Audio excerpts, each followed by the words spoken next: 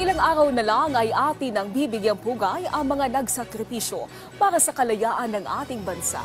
Pero alam nyo ba, hindi lang mga digmaan dito sa Pilipinas nakita ang galing at dedikasyon ng mga Pilipinong sundalo, kundi maging sa makasaysayang Korean War.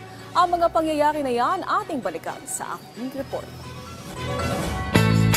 Kung madalas kang tambay ng social media app na TikTok, malamang ay nabasa nyo na rin ang mga comment na ito na paulit-ulit na sumusulpot sa mga video.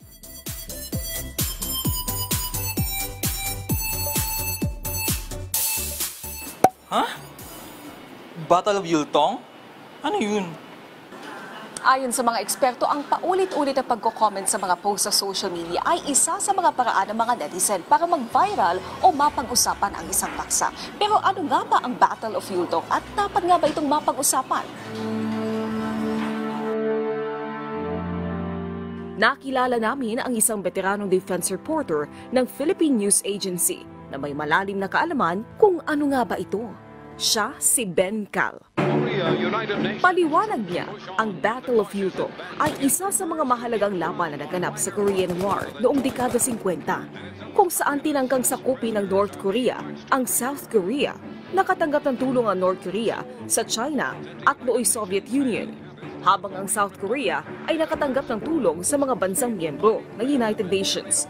Dahil pinagitnaan ng dalawang malalaking digmaan, ang World War II at Vietnam War, nakilala rin ang Korean War bilang Forgotten War.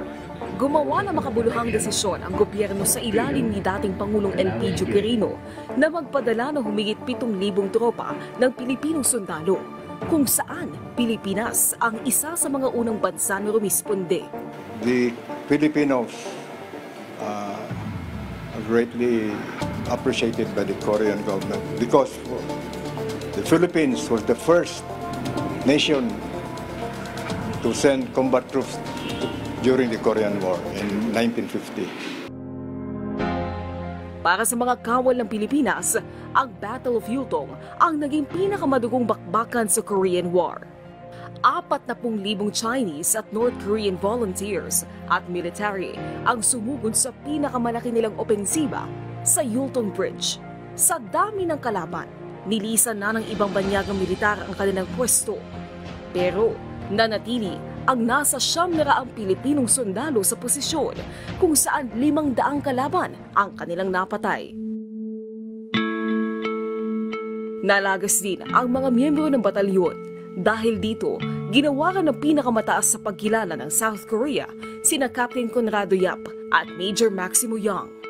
Doon sa Korean War, sinasabi ni MacArthur na may quotation, "Give me 10,000 Filipino troops and I will conquer the whole world."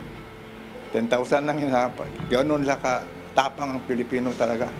Isa rin sa mga sundalong napadala noong digmaan ay si dating Pangulong Fidel V. Ramos na nooy isang second lieutenant na ipinanalo ang isa pang mahalagang bakbakan laban sa ilang Chinese communist, ang Battle of Erie Hill.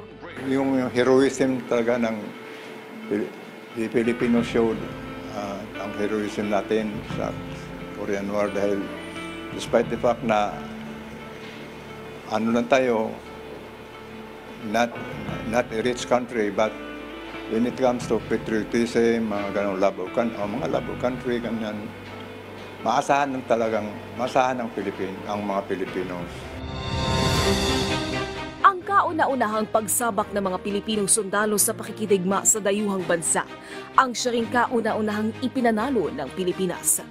At bagamat maraming taon na ang lumipas, pinatunayan na mahigit 7,000 Pilipinong sundalo ang kahalagahan ng pagsulong ng demokrasya sa tulong ng katapangan, kagitingan at kapatiran.